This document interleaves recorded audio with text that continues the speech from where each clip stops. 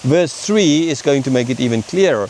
All things were made through him, and without him was not anything made that was made. Right. I'm just putting the phone down because here it's a kind of, you need to use a little bit, what is it, these diagrams. I mean, I didn't even know they had a name, honestly. We just always used it. And now I can't even remember the name, but I know Kamala Harris, supposedly last year, she was so full of these diagrams, right? This concept of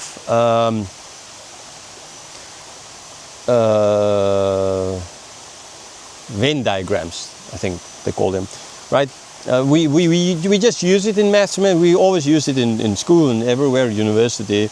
And it's only when Kamala Harris came in, they said they called it the Venn diagrams, and I kind of learned the name for it. But, okay, so this is kind of one that you need to understand. You need to use that knowledge here to see what is going on, right? So, the verse clearly states that he created everything, right? So you have a circle with everything in it, okay? Everything, there's everything. If I could draw here on the sand, there's a circle, right? Like Jesus drawing on the sand. Now, I don't think you can see it,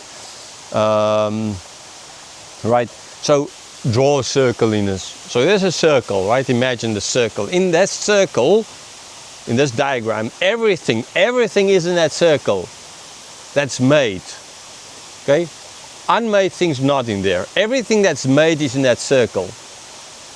And the one who made everything is as well as Word, who was with God, which is going to come out in the chapter, is Jesus.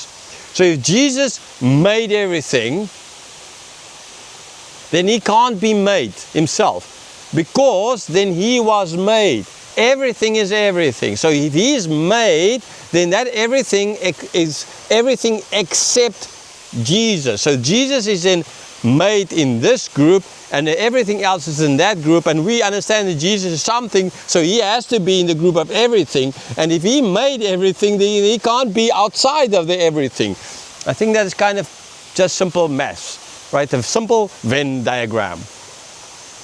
Okay, so if God the Father made Jesus the Son, then he, as Jesus, is nothing, because he made everything. Everything is everything. So either he is unmade or he is nothing.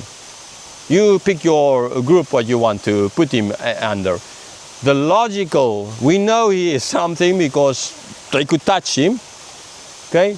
And we know, therefore, since he is something, therefore he can't be in the group of anything that was made, so he has to be outside of that group. So he is a group of, and the group that, the creator group.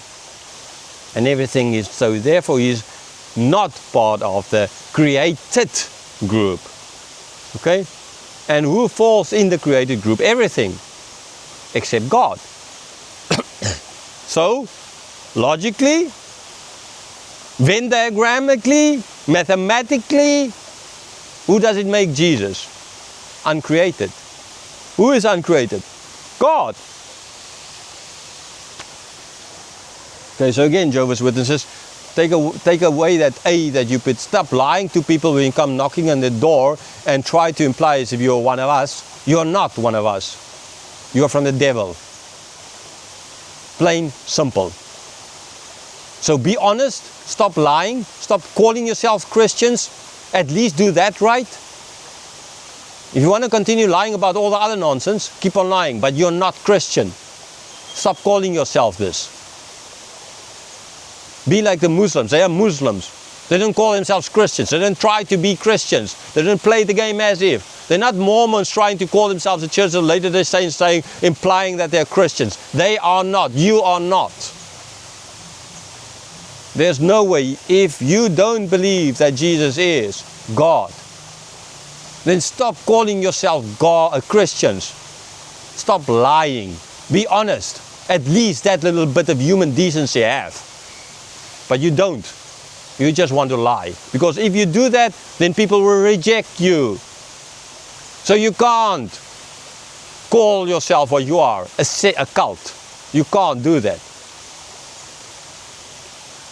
Well, know for sure that one day when Jesus comes back, you will be sent to hell. All of you knocking on the door, coming and telling, you will be sent to hell. The message is clear. Jesus is God. John could not have been clearer about this. And the reason he's saying this is not so much because he is trying to prove the fact that Jesus is God, but ultimately this is a fact that he wants the people to understand that they can't keep on rejecting Jesus. The leadership, that is. So as Jehovah's Witnesses, stop rejecting him. Or keep on rejecting him, but man, at least man up and be honest and start speaking honest. You are deceivers, you are Jacobs. But Jacob changed, so you can change as well.